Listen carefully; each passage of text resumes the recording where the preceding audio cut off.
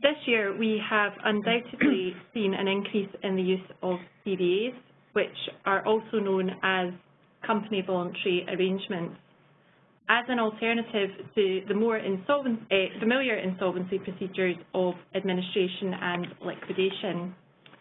And as a result, CVAs have very much been headlining in the property press this year, as I'm sure you're all aware.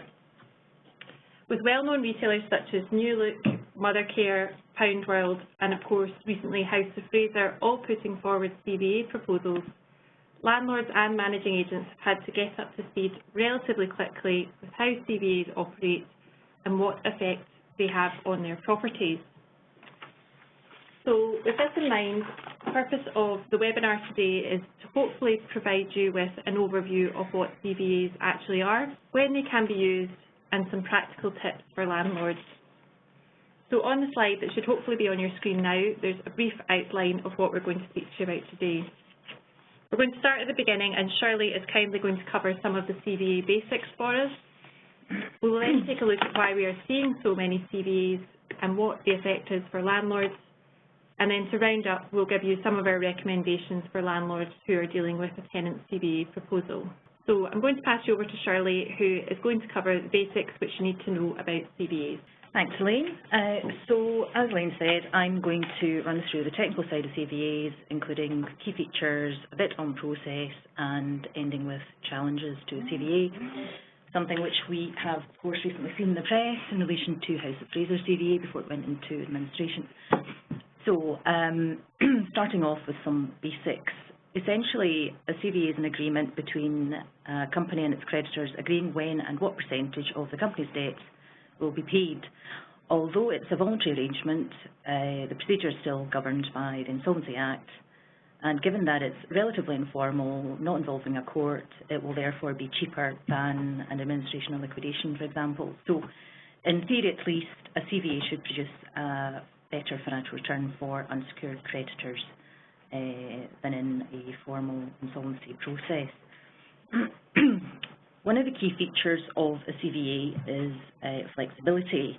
Unlike an administration or liquidation where ordinary unsecured creditors are treated equally, CVA proposals can deal with different classes of creditors on a different basis. So to demonstrate what I mean, in property-focused CVAs, the common approach taken is to continue to pay ordinary suppliers in full in the ordinary course, with payments to landlords being determined by whether their units are profitable, underperforming, or those which we call marginal. So, for example, for the units that are doing well, it may be that the lease terms are left as they are and simply the payments of rent are moved from a quarterly to monthly basis to ease cash flow. For marginal units, effectively lease terms are renegotiated to facilitate sizable rent reductions. Of course, I should say that each CVA is different, but generally across the various property CVAs that we've advised on, this has largely been the format followed in the proposals. So how does the CVA process get started? Officially, landlords will first get notice when the proposals are sent out to them, but there's actually quite a lot of work involved in the CVA prep before this stage, involving input from the company's property and finance teams to produce a feasibility assessment, focusing on things like unit profitability, rent, estimated rental values. It's all a bit techie and very much beyond my simple lawyer brain, but from what I understand, the company can assess the likely voting patterns in the CVA from a forensic analysis of the metrics produced in the assessment. Once the directors have drafted the CVA proposals with the help of the company's lawyers, there may be engagement with the BPF and initial private discussions with key landlords and suppliers to secure block votes in favour of the proposals. So even before the proposals are issued to creditors, the company should, in theory, have a good idea of whether the CVA proposals will be pushed through or not. I should say that the nominated IPs are already in situ at this stage, helping the directors coordinate CVA prep and effectively bringing together everything before the proposals go live. At the same time, as all of this is going on, there will also be negotiations in the background with the various financial stakeholders of the company. So once the proposals are finalised, they are sent out to the creditors, giving at least 14 clear days notice of a meeting to vote on the proposals. As part of the proposals, there will be a statement of affairs which set out the assets and liabilities of the company. There will also be a report by the nominated IP setting out his or her comments on the CVA proposal.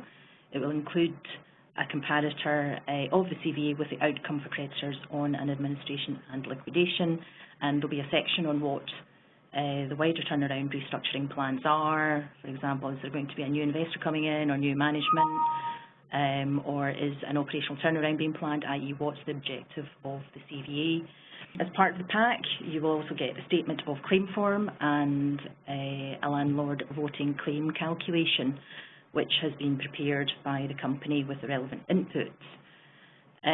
This will typically be included with the letters that's issued to the landlords, and this is where the managing agents usually get involved to review the figures and calculations and make sure that they reflect the numbers on their spreadsheets, and to submit the claim on behalf of the company, sometimes with our help.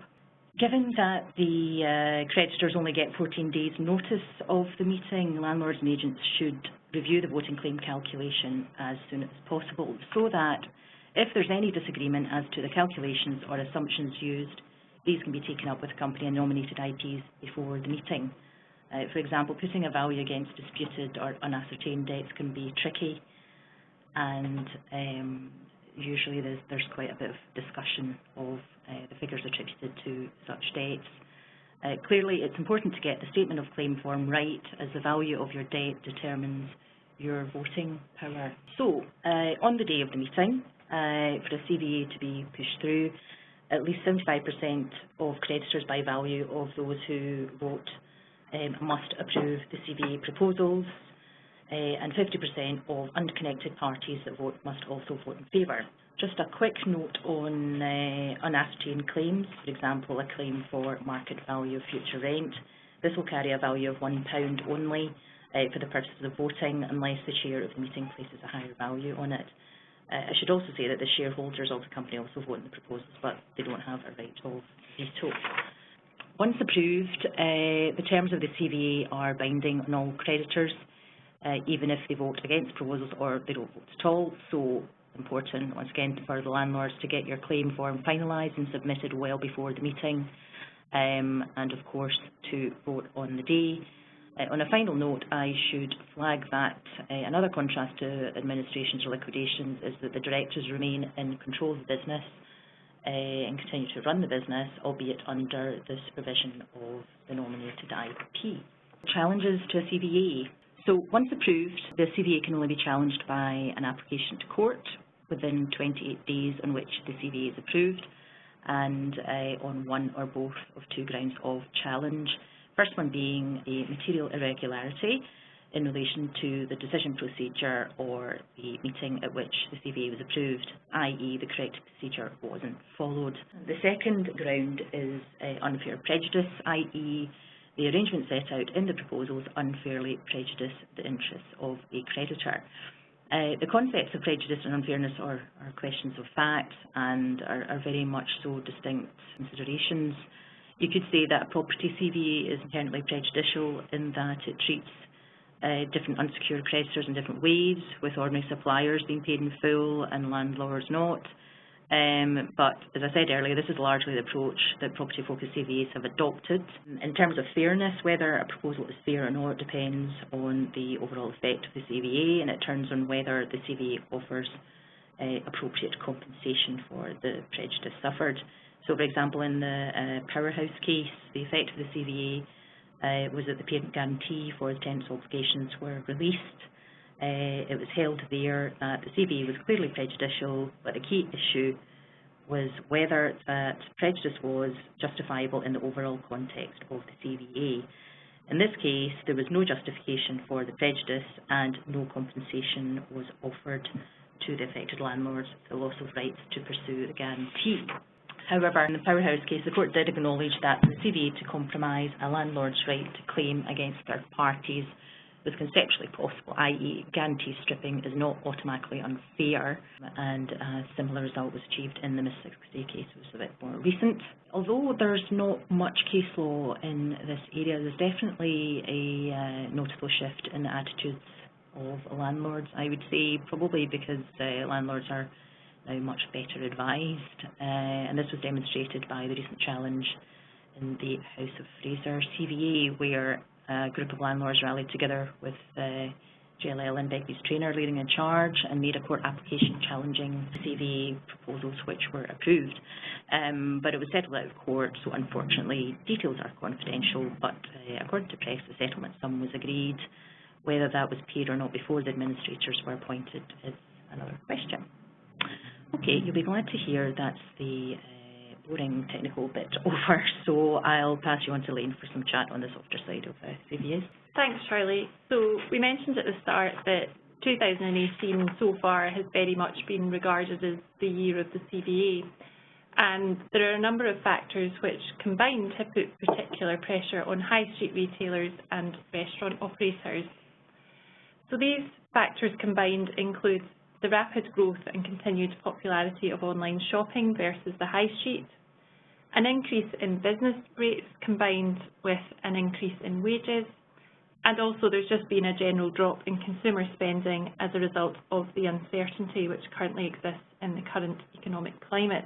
And what this has meant is that we've seen an increase in the use of CVAs, particularly in the bricks and mortar retail sector, in an attempt to avoid the more formal insolvency proceedings of administration or liquidation. And what we're finding is that tenants are quite often sitting with leases which were entered into several years ago and includes rent, rates and other obligations which the tenant feels that they can no longer meet in today's market. So the intention of the CVA process is to offer a route for struggling tenants to reduce their property costs by restructuring their lease obligations across its portfolio without requiring the tenant to engage in direct negotiations with each landlord. However, where landlords feel this leaves them is with two options. One, to accept the CVA and a reduced rent and possibly also other compromised lease obligations in return for hopefully keeping the shop open. Or if the landlord will not accept the CVA, the tenant will most likely end up in a formal insolvency process, with the landlord having limited prospect of recovery of any sums owed to them and quite possibly a vacant property. Now, as Shirley mentioned, once the CVA is approved, except where a challenge can be made, a CVA will bind all unsecured creditors, regardless of whether or not they voted for or against the CVA and whether or not they actually attended the meeting. This means that once the CVA is enforced, no unsecured creditor can take any step against the company to recover any debt that falls due within the scope of the CVA, and that will include landlords. As Shirley mentioned, the normal approach to a property CVA is that the properties are split into different categories, and that will depend on their profitability. Now, the categories can be named in different ways, but they essentially come down to profitable, marginal, and unprofitable. Where a store falls into the profitable category, the terms of the lease may well be unaltered. For marginal stores, the CVA will tend to look to impose some kind of rent reduction and may also include amendments to other lease obligations. And the unprofitable stores are normally those which are not considered to be workable and are likely to be closed and the lease obligations terminated. Now, due to the flexibility of the CVA process, the proposals can include rent reductions, variations to other lease terms, and even may look to remove the rights which a landlord has against a solvent parent company or third party. Now, Shirley briefly mentioned the Powerhouse CVA, and that was where there was a proposed stripping out of the landlord's right to a guarantee. Now, the landlord was successful in challenging this in this case, but the court did acknowledge that it would be conceptually possible for a CVA to compromise a landlord's right to claim against third parties, which is obviously a concern for landlords, especially when the purpose of obtaining a guarantee in the first place is to try and satisfy potential concerns about the tenant's covenants.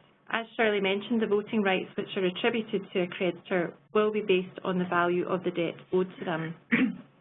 Now, whilst ascertained arrears are given actual value, unascertained or unliquidated sums, so for example future rent and dilapidations, will carry a value of £1 for voting purposes unless the meeting chair specifically agrees a higher value. And what that means is that most landlords will have limited voting rights compared to other creditors, and as a result there have been calls for the value of the landlord's votes to be reassessed. So how have we seen the real estate industry react? Well, many landlords will accept that in certain circumstances there is a genuine place for CVAs, and these can be a useful tool in preventing the tenant going into administration or liquidation. However, there have been numerous concerns raised recently in the property industry that CVAs are being used as a mechanism to dispose of underperforming stores at the expense of landlords. CVAs are very much often promoted as a positive form of insolvency because of the creditor's approval process and the opportunity for the landlord to hopefully still get paid something. But as we've mentioned, in reality, landlords can have very little control over the CVA process, and those stores in the unprofitable category tend to normally be closed. There's also the issue that our property investment system is very much based on the mechanism that properties are valued on the basis of the terms of the underlying leases, and the fact that CVAs can revisit the binding nature of these leases at a later date is definitely a concern for landlords who feel that this is contradictory to that system. So what reactions have we seen? Well, as Shirley mentioned, we have started to see landlord challenges.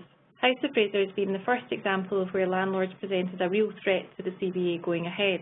Although the details of the House of Fraser settlement have not been disclosed, it does signal the increasing strength and awareness of landlords, and there were reports last week that landlords affected by the home-based CVA are now possibly looking at a legal challenge, so there could well be more to come on that front in the not-so-distant future. There's also been some discussions around whether the current leases that are being entered into need to be reconsidered. So there has been recommendations put forward that leasing reform is required, looking to move towards more 5-year leases as standard and doing away with the more inflexible historic leases which last for longer periods, and looking at possibility of the increased use of turnover rents which prevent disproportionate rent bills that retailers can't pay. Now, it's definitely acknowledged that such a leasing model doesn't work for all cases, but we could start to see more suggestions on lease structuring itself coming through. Finally, there have been many discussions surrounding reform. Both the British Property Federation and REVO have voiced their concerns that the current CVA process asks landlords to bear a greater share of the pain than other creditors, and tensions are arising with profitable retailers, such as Next requesting CVA clauses being inserted in its leases.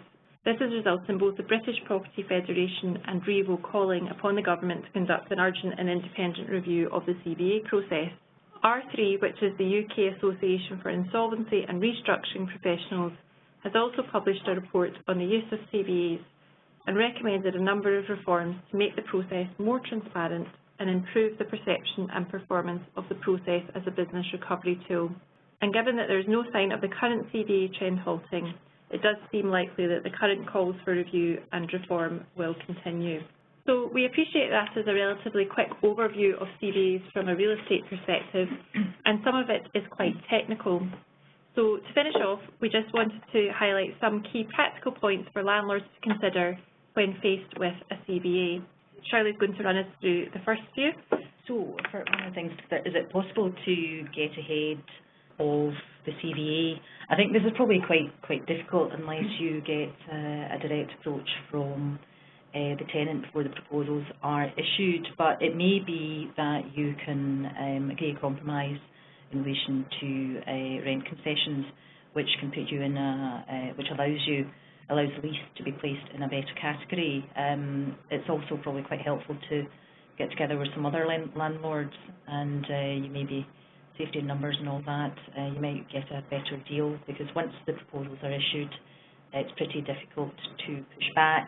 If you hold any guarantees, you should look into whether these can be exercised or not before the proposals are approved. We'd be happy to help you with that and review the guarantee. Another thing to consider is it better to get your property back, and if so, it may be possible to recover possession before the CVA is approved. Obviously, this will be only the landlord's preference in certain circumstances, and will very much depend on the property in question and how quickly you can swap in a new tenant. Most importantly, Make sure that you act promptly. As we said before, you only get 14 days notice of the creditors meeting, so make sure that you prioritise your statement of claim form that determines your voting power. And if you hear that a CVA is in the pipeline, make sure you're up to date with what's happening and you meet your deadlines. We'd also recommend that you do look at the CVA. Unfortunately, it's not a case of one size fits all. Every CVA is individual and unfortunately needs to be reviewed carefully. As we've mentioned, a CVA can in certain circumstances be challenged within 28 days of its approval. So we would always advise reading the terms carefully, despite, unfortunately, the length of the document. We would recommend that landlords know their voting rights and take advice on what your voting rights are and be prepared to submit evidence to support that claim. And we do recommend that you investigate if there are any other like-minded landlords or creditors with whom it might be possible to act in conjunction with in relation to the proposals. Finally, even if the CVA is approved, just be alert to any changes. It is possible that the CVA won't be the end of the story, and, for example, BHS and Toys R Us both moved from CVA to administration. So that brings us to the end of the formal presentation, but we have a couple of questions which have come through whilst we've been speaking, which we'll just answer quickly just now. So Shirley, probably the first one I'm going to pass kindly over to you. Thank you very much. So someone's asked that you've mentioned that the directors of the company remain in control of the business during a CVA, but once CVA is approved, then what is the role of the insolvency practitioner? Well, I suppose the response to that's in the name, because once the nominated IP, once the proposals are approved, rather, the nominated IP becomes the supervisor, so he is there to supervise the CVA to make sure that the directors adhere to the terms and make sure that they are fully implemented. If the terms of the CVA are breached, then the proposals usually set out what further action the supervisor can take in that situation, and only kind of drastic circumstances would the CVA proposals terminate.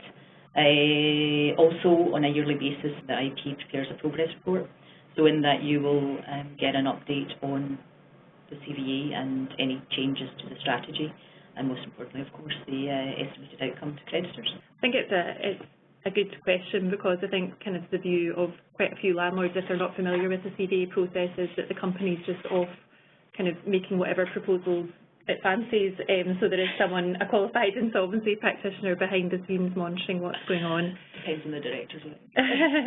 So somebody else has asked whether there's a limit on how long a CVA will last for. Well, it's quite a brief answer to this one. The duration of a CVA is not determined by statute, but by the CVA proposal itself, and that's hopefully what you are getting from what Shirley and I have been saying, is that so much of this does come down to the individual CVA proposal, because Shirley and I were talking about this before, that there is the statutory guidance, but that's much more on process than the actual content of these proposals.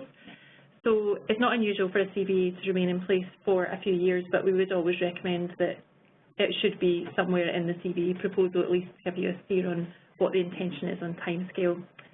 So just one more question coming through, which Shirley, you can maybe answer this one. If a tenant moves from CVA to administration, can the landlord claim for the full rent arrears or just the reduced rent as per the CVA? I suspect this one's maybe not quite so straight an answer. Once again, the answer depends on provisions of the CVA proposals, because, as you say, it's a bit 50 for all. In the BHS case, there was a clause that provided that if the CVA should fail, then the full rent of certain landlords would be reinstated, as if the CVA had never been approved. So in that case, the court upheld the clause and allowed the full amount of the rent to be paid to the landlords and not just the compromise rent amount. But I suppose that case is quite specific, and that's a specific clause within the actual CVA proposals. So it's kind of facts and circumstances in that one. Yes, the usual answer. It's a good lawyer answer to finish up. Exactly. So I think we'll wrap up today's session there. If you have put forward a question which we've not had time to answer, then we will get back to you separately. And of course, if anyone else has any other CVA related queries, please do get in touch with either Shirley or myself. As you can tell, we're more than happy to talk about CVAs. But many thanks for joining us today, and we hope that you found this session useful.